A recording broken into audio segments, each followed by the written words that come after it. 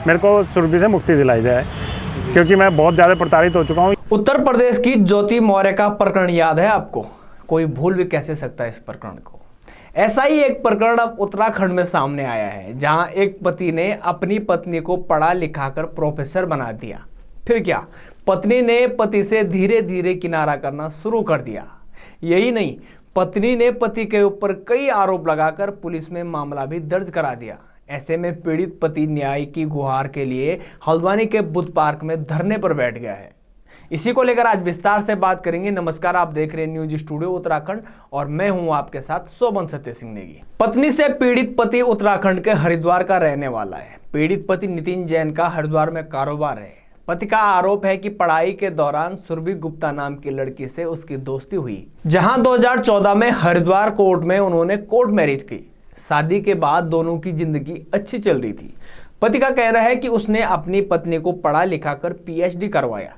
2018 में उसकी नौकरी शिक्षा विभाग रुद्रप्रयाग में लग गई, जहां उसकी पत्नी का एक व्यक्ति से संपर्क हुआ। एक साल बाद पत्नी की हल्द्वानी के राजकीय महाविद्यालय में असिस्टेंट प्रोफेसर के तौर पर नौकरी लग गई, जिसके बाद पत्नी उसके साथ प्रताड़ना करना शुरू कर देती है। ये आरोप पति के हैं। यहां तक कि पत्नी ने कई आरोप लगाते हुए पुलिस में मामला भी दर्ज करवाया है। पीड़ित पति नितिन जैन का कहना है कि ज्योति मौर्य प्रकरण के आने के बाद ही उसको हिम्मत मिली और उसे न्याय की उम्मीद जगी है। आगे क्या कहा नितिन जैन ने, आप भी सुनिए। मेरा नाम नितिन जैन है, मैं हरिद्वार का निवासी हूँ। मेरी पत्नी का नाम सुरभि गुप्ता है, असिस्टेंट प्रोफेसर इंग्लिश में। मैं 2011 से हरिद्वार में सुरभि के साथ रह रहा हूँ और 2014 में हमारी रजिस्टर्ड मैरिज हुई है। 2011 में मैंने एक फ्लैट सुरभि के नाम कराया था और कुछ अमाउंट भी सुरभि को 6 लाख रुपए नंबर 1 में और बाकी कुछ कैश में उसको दिया था। उसकी PhD कराने में मेरा पूरा हो रहा है, मैंने पूरा सपोर्ट किया है और सब तरह से खर्चा वर्चा मैंने किया है और उसे एक फ्लैट और जो और घर का सारा सामान है वो सब दिलवाया। और 2014 से हम साथ रह रहे थे, मतलब जो रजिस्टर्ड मैरिज हो गई थी उसके बाद से हम साथ रह रहे थे। 2016 में हमारी एक पुत्री हुई। उसके बाद से उसका रवैया बहुत ज़्यादा चेंज हो गया।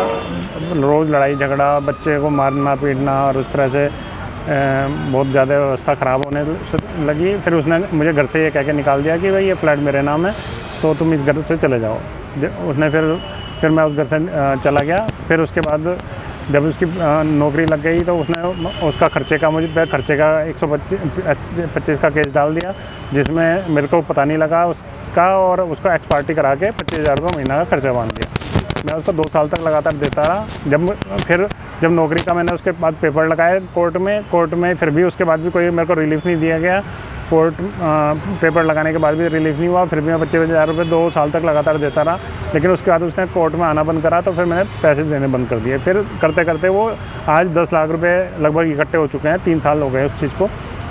इसका बीच में मुकदमा खारिज भी हुआ है इस चीज़ को लेके कि ये नहीं पहुंची, तो मुकदमा खारिज भी हुआ। लेकिन ये फिर रिस्टोर करा लेती थी और उसके बाद अब इसने मेरे पे 125(3) का मतलब उन 10 लाख रुपये का रिकवरी का डाल दिया है। और यहीं पे कभी हरिद्वार में, कभी रुड़की में, कभी हल्द्वानी में, पुलिस थानों में मेरी गलत क्या उत्पीड़न आप पे उन्होंने किया है और अब आप क्या मांग कर रहे हैं? मेरा उत्पीड़न ये हुआ है कि मतलब हर जगह थाने चौकियों में मेरी गलत कंप्लेंट देती रहती है। मेरे खिलाफ गलत मुकदमा भी दर्ज कराया है और गलत जितनी भी वो एप्लीकेशन है गलत सलत देती रहती है, कभी कोर्ट में कभी कुछ। मेरे को मेरी बच्ची से नहीं मिलाया जा रहा है। मैं बहुत बार एप्लीकेशन भी दे चुका, कोर्ट का ऑर्डर भी हो चुका है कि भाई मिलवाया जाए, लेकिन नहीं मिलवाती है। और फिर बच्ची को अगवा करने का मेरे पे इल्ज़ाम लगाती है कि भाई मैंने बच्ची को अगवा करने की कोशिश करी और वो मेरे को देखती है तो बीमार हो जाती है, जबकि वो मुझे पहचानती भी नहीं बच्ची, क्योंकि ये मेरे से मिलाती ही नहीं है तो पहचाने की। बताइए कितने साल से आपकी पत्नी को, कितने साल हो गए आपकी शादी को? हमारी रजिस्टर्ड मैरिज 2014 में हो गई थी, वैसे हम 2011 से साथ हैं। अच्छा, और आप किस प्रकार से आपको उत्पीड़न करती हैं और आप उनको और क्या क्या आरोप लगा रहे हैं? जो उनकी नौकरी लगी उसमें भी कुछ आपका कहना है? हाँ, उसको लेके मैंने बहुत सारी RTI लगवा रखी हैं। बहुत सारे RTI के जवाब मेरे पास आए हुए हैं। उसमें बहुत सारी गड़बड़े हो रखी हैं उसकी नौकरी में। जैसे मानो उसने मेडिकल सर्टिफिकेट नहीं लगाया हुआ है जब ज्वाइनिंग करी है।